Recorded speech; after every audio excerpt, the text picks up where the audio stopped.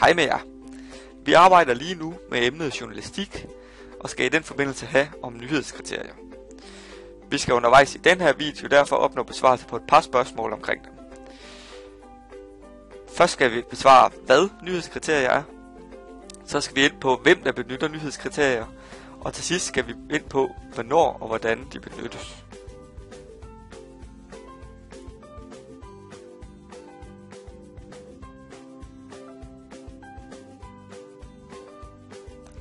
Til at starte med skal vi grave lidt i ordet nyhedskriterier.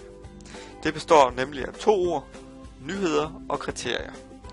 De fleste skulle gerne vide, hvad nyheder er, men hvad er et kriterie egentlig for noget? Ordet kommer af det græske kriterion, som betyder kendemærke, altså en ting, som man kan kende noget på.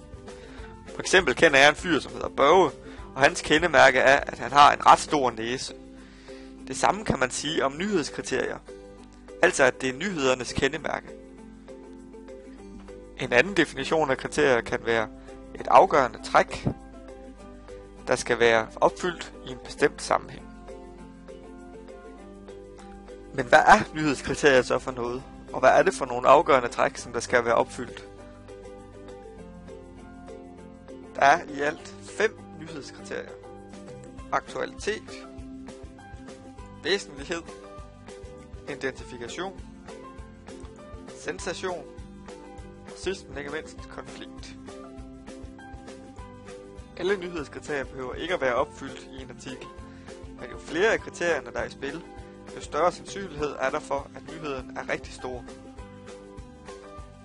Vi vil nu prøve lige at kigge på hver enkelt af nyhedskriterierne, for at nærme os, hvad de egentlig betyder. For at starte med aktualitet, betyder meget simpelt noget, der er oppe i tiden. Det kunne for eksempel være, at et parti vælger en ny formand, eller at et containerskib er sejlet ind i en bro.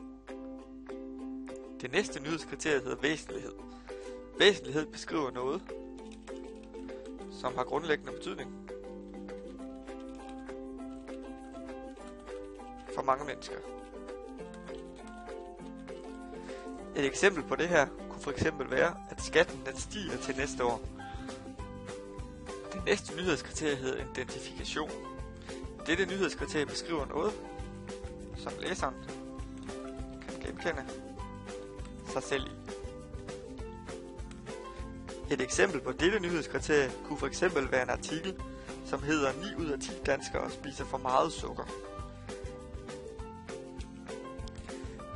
Det næste vi skal kigge på er sensation. En sensationel nyhed er overraskende for modtageren. Et eksempel på en nyhed, hvor nyhedskriteriet sensation indgår, kunne for eksempel være Danmark, som vinder EM i fodbold. Til slut har vi nyhedskriteriet konflikt, som beskriver, når flere parter er uenige.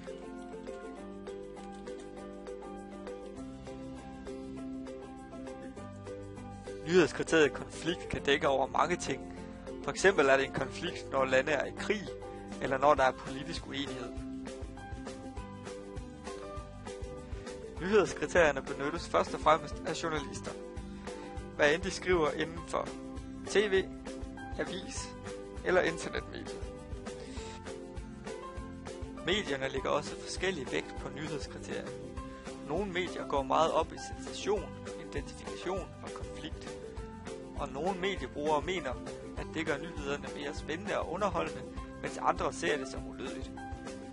Andre medier vælger nyheder ud fra væsentlighed. De bliver nogle gange set som relevante og seriøse, mens andre synes, at de er kedelige og støvede.